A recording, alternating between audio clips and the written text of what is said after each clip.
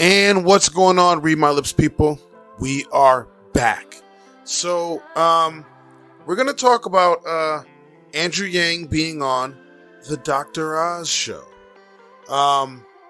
It was an interesting segment. It wasn't too long. It was about 10 minutes altogether.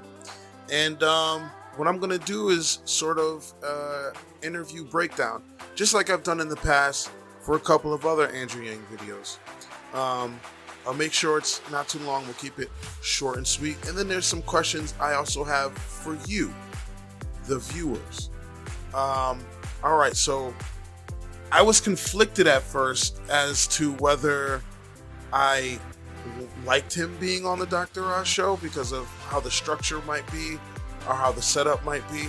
But it was a good thing, inevitably, because he got his message across to people who might not have heard it otherwise, who watch these kind of shows but aren't, necessarily into politics. So I think all in all, it was a good opportunity for Andrew Yang, and it should support some growth in the Yang gang. So let's start it off. Well, the great thing is most Americans are just tuning in to the 2020 election now. I think there was one poll that said literally only 10% had decided and 90% had not. So our campaign is growing just as Americans are tuning in. And what we're saying is making sense to the American people, that we need to build an economy that actually works for us. Okay. Very strong start. Very strong start. And he gave people a tidbit of information that they might not have known with that 10% number. And then for people who are familiar with Andrew Yang and we're thinking like, I don't think this guy's going to make it. The information he just gave you showed that there's a long road ahead, that there's a long path ahead, that there's a path to victory ahead, and that though there may be three big shots, Bernie Sanders, Joe Biden, and Elizabeth Warren getting a ton of coverage right now, nothing is set in stone. I think that was a very good start for Andrew Yang. Let's continue. The best part was this dancing. He's got some moves. How do you keep your energy up? What is your health regime when you're on the road? Because you don't get to eat at home and pick your meals and cherry pick your beds and all the things most of us get to do. The toughest part about running for president is definitely being away from your family, because I've got two young children at home. But I'd say second or third would be trying to stay healthy on the road. And we have a mutual friend, Daniel Lubetsky, who talked about how he had a hard time finding healthy food on the road. And look at Andrew Yang break it down. My man's got the moves. He got some soul. Andrew Yang got some soul. But this segment, this small part, though it may seem insignificant, it's actually pretty big. Because if you look at what people are saying today, if you look at the recent Bernie Sanders scare, a lot of people are talking about age and energy. If the person that's going for POTUS is healthy. And Andrew Yang looks like he's completely healthy and looks like he can move and bang out that two-step. So though that little segment may seem insignificant, it's actually not. It's actually very important to people. They like seeing things like that. You know what I mean? And so much so that somebody may have, complete faith in Bernie Sanders' policies, but may shy away from Bernie Sanders because they're worried about his health or worried that he may not have energy to govern. While Andrew Yang, my man seemed like he ready for some dance revolution. My man seemed like he just came off the set of Thriller. He got them dance moves. And then he also showed his family, which I think is also a good thing for people that are watching, because they like to see that. They like to see the interaction with family. They like to see, family values and things like that. For the average, American voter, apparently those things mean a lot to them. I'm a policy nut. I'm a policy freak. But some people like to see things like they just showed. So let's continue. Yeah, this is a gal who found the Kind bars, by the way. Any of you who like the Kind bars? So I have to say, I owe Daniel a great debt because I must live on Kind bars on the trail. I probably eat like half a dozen a day. So thank you, Daniel. Again, this is just a segment of him being, human and relatable, and people eat this shit up. People eat this shit up with a spoon, man. They love seeing this. On a side note, I've never had a Kind bar. I've never had a Kind bar. I see them. I've never been tempted to have one. Weird fact. Weird. Read my lips. News and politics fact. I've never had a Kind bar. They just don't look appealing. I don't know. They don't look like they'd be satisfactory at. Maybe I'm fucking weird. All right, let's continue. Many candidates are considering releasing their medical records. You're young and seem healthy. Are you generally healthy? I am generally healthy, yes. So why would you not want to release your records and just get ahead of everybody else? What's the thought behind that? We'll release my medical records very shortly. In part, right now, we don't want to make it a political issue. I think that Americans right now are increasingly sensitive to the health of our candidates, and that's probably a good conversation for us to have. See, I called it. Back to the whole, health of the candidate thing. That's become a pretty significant thing, even more so after the Bernie Sanders scare. So, I can completely understand people wanting to see the candidates' medical records. I don't know. It's kind of weird. I feel like it's kind of personal, but at the same time necessary. You know what I mean? I've heard people saying, "Oh, what's Andrew Yang got to hide?" I don't think he has anything to hide as far as his medical records go. But we really don't know. We honestly don't know. But he seems perfectly fine to me. But like I said, there's been increasing concern over the candidates' medical records, and the media is not helping the situation any. Like Bernie did an interview and they changed the hue of his skin color, they made it really red, and then they added blotches to his skin and stuff like that, smear to the third degree, real vicious shit. They do to Bernie, let me tell you. So Andrew Yang, even if there's something on there that might not be, a big deal, you got to be careful with the media because they can try to skew everything. They're fucking savages. They're fucking vicious, let me tell you.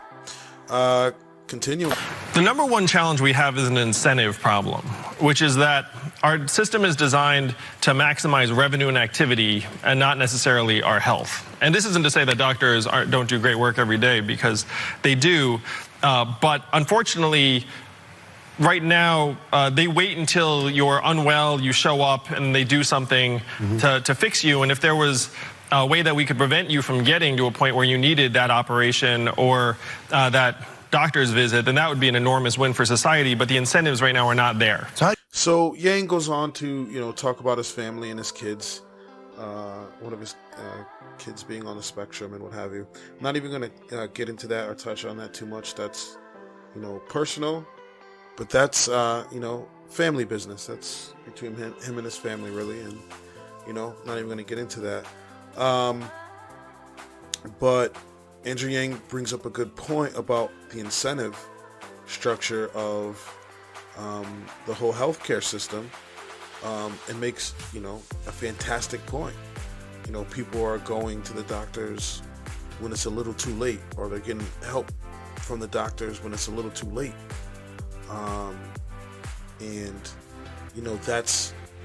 That's a huge problem, and he said that's the number one problem, and he pointed that out.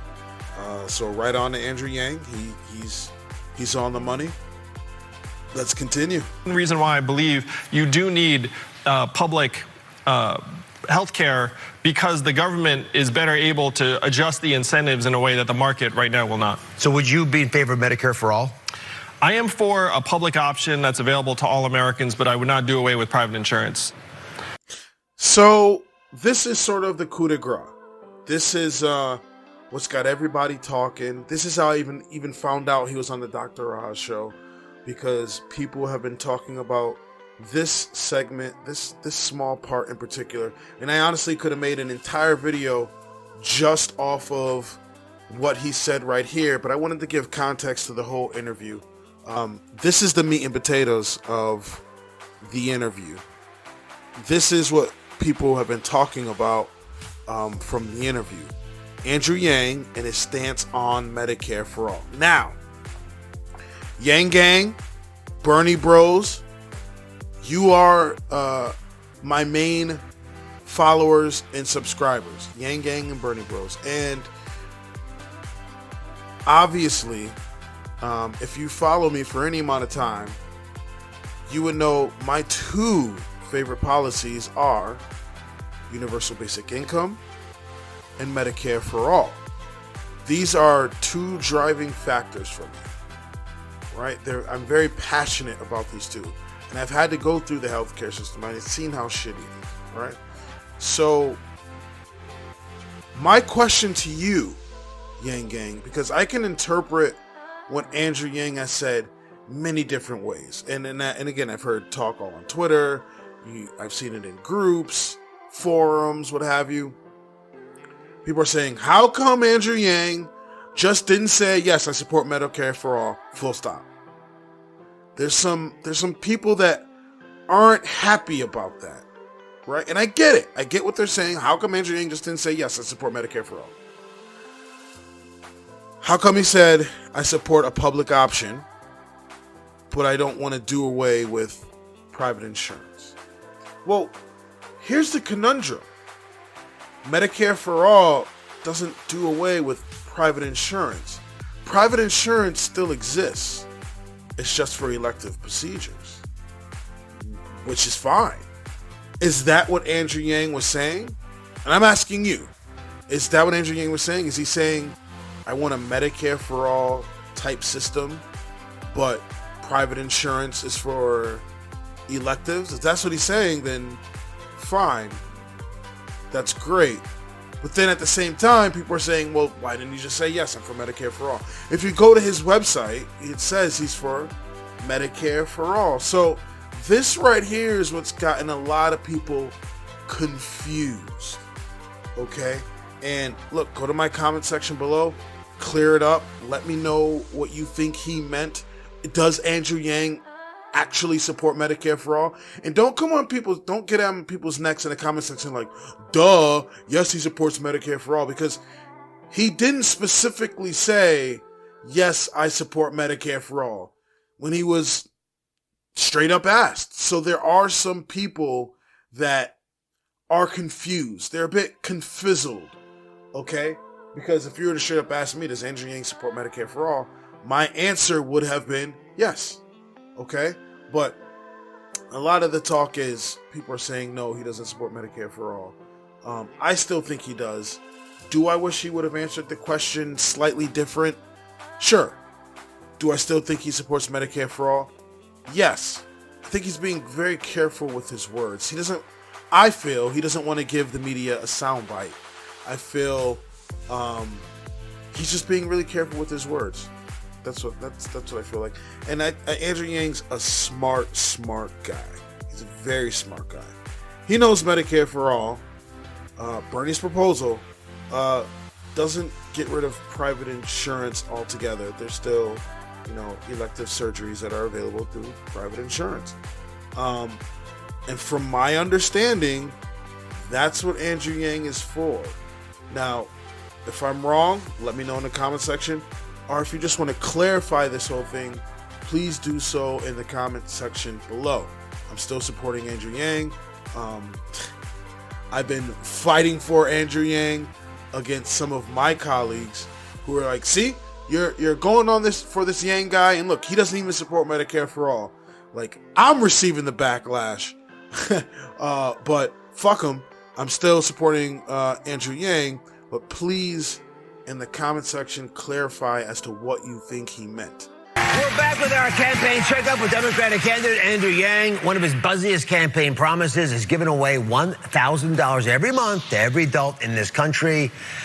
I mean, how's that going to improve their health? How will it not improve their health? Dr. Oz. Because if you think about $1,000 a month means in the hands of Americans right now, it would mean healthier food. It would mean lower stress levels. It would mean more time spent with your kids.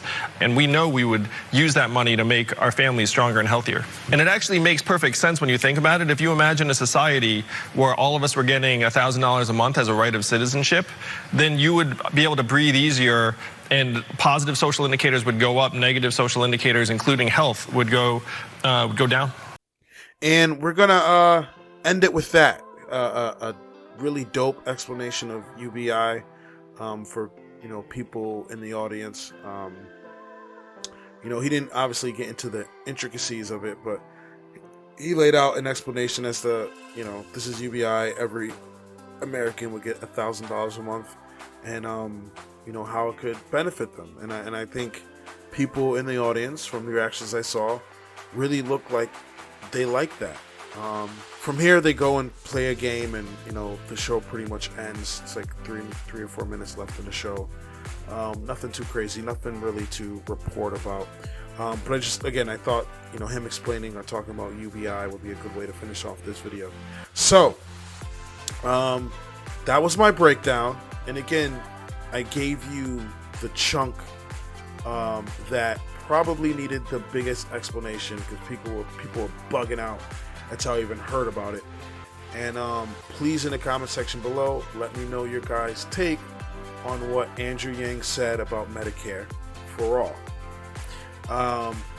If you like what you see, if you like what you hear, please like, comment, and subscribe. I'd really appreciate it.